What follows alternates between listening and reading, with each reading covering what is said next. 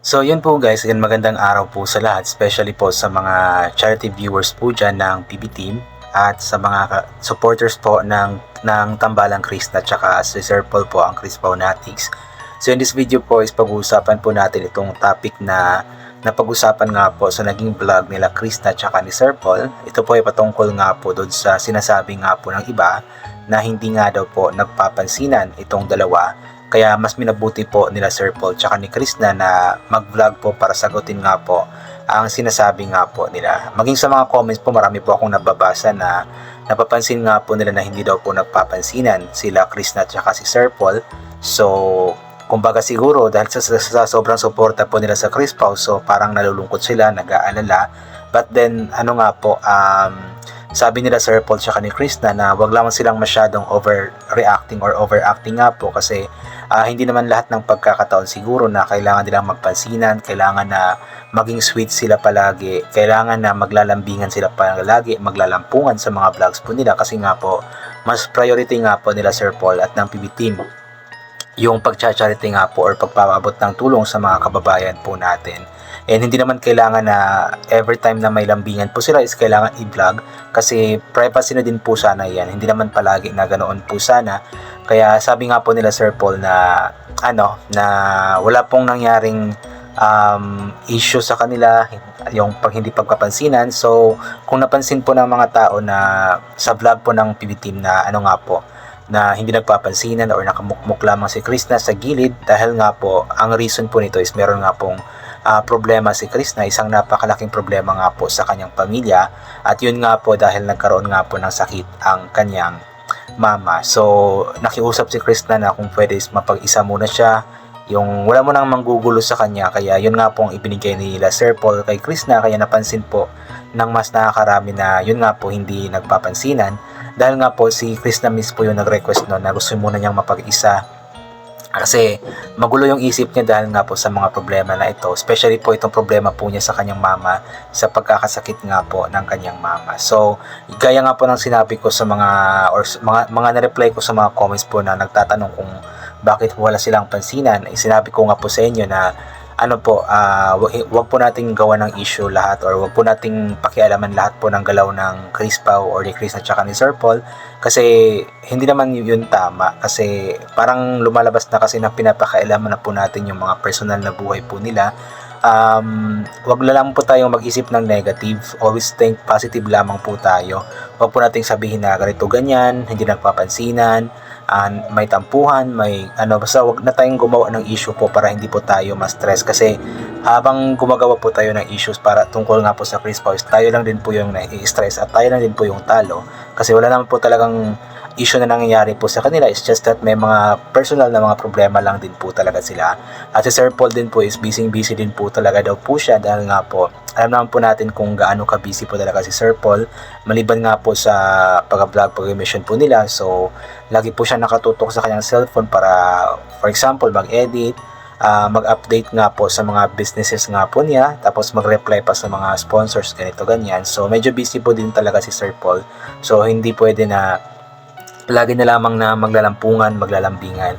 Kasi may time naman para doon talaga. Pero kung oras ng trabaho is magtatrabaho din po si Sir Paul kasi yun po yung priority po niya para makatulong nga po sa mga nangangailangan nga po. So imbis nga po na gawan po natin ng issue ang Chris Pao nga po na hindi po nagpapansinan or kung ano-ano po mga issue yung ipinupukol po natin sa kanila, imbis na ganoon po is tulungan na lamang po natin si Chris na ipag-pray po na gumaling na po ang kanyang mama kasi ramdam na ramdam ko po talaga yung lungkot sa puso ni Krishna, yung lang, di ba, nakita lamang po niya yung video ng kanyang kapatid tapos naiyak na po si Krishna dahil nga po nakita niya ang kalagayan ng kanyang mama. So isang napaka mapagmahal kasi na bata itong si Krishna, isang mapagmahal na anak po. So totoo nga po yung sinasabi po nila na kung sino pa yung masayahin, makulit na tao, deep inside is may mga tinatago po yan na mga sakit sa puso or mga kumbaga dinaramdam sa puso ba dahil nga po sa mga problema sa buhay, problema sa pamilya, just like Krishna, problema sa pagkakasakit ng kanyang mama. So yun po, intindihin po natin yun at wag po tayong gumawa-gawa ng issue kasi mas imbis na makatulong po sana tayo kay Krishna para maibsan po yung konti konti yung stress, yung problema na kanya nararamdaman, is mas lalo lang po nating dinadagdagan kasi nga po sa mga ipinupukol po na mga issue na wala namang katotohanan. So, kung may mga ganoong mga bagay po, intindihin po natin at wag po tayong mag-jump up into a conclusion na ganito ganyan. So, wag pong ganoon. Sana itigil na po natin iyon kasi lalabas po imbis na nagsusumusuporta po tayo sa kanila, lumalabas po na naging basher na po tayo sa kanila dahil nga po sa sobrang obsessed po natin sa tambalan po nila. So, hindi po yun maganda at hindi po yun kumbaga napaka-negative po nun para sa tambalan po nila na alam naman po natin na itong tambalan po na ito is kumbaga dati naginawang teleserye ito ni Sir Paul dati, but then ngayon is totohanan na po ito, so hindi na po siya matatawag na love team or teleserye. So ibig sabihin totohanan is kasama po sa totohanan po na iyon is yung mga problema po na nangyayari sa kanilang mga buhay. So kung may mga ganoon man po mga bagay, so intindihin po natin sila, yun, intindihin, ipag-pray para makatulong din po tayo sa kanila. So ito, pabasahin po natin yung ilan po sa mga komento tungkol nga po sa issue na ito. Ayon kay Lalisa Manoban, payong kapatid lang Chris na mas makakagaan para sa'yo pag na-share mo problem mo sa PB team or kay Sir Paul kasi mas may solution pag may nagpayo. Huwag mo sarilihin, bibigat lang pakiramdam mo. Kaya nga nandyan ka sa kanila, ilagay ka ni Lord pa dyan para makatuwang ka sa hirap o ginhawa. Remember, di ba sabi mo Sir Paul ang ipinadala ni God tumulong sa'yo? Kaya pag may problema, may solusyon natin Sir Paul yun. Paalala lang po yan. Salamat Sir Paul sa pag-alalay sa kanya. Ingat po kayo palagi. Laban lang Chris na nasa mabuting kamay ka. God bless po. Totoo din naman po ito, pero minsan kasi yung mga problema po natin, mas gusto po natin na sarilinin na po muna natin bago po natin isabihin sa iba. Kumbaga damdamin muna ba, kasi si Sir Paul is marami din pong iniisip na mga problema, mga ito ganyan. Baka iniisip ni Chris na ayaw na po niya makadagdag pa kay Sir Paul.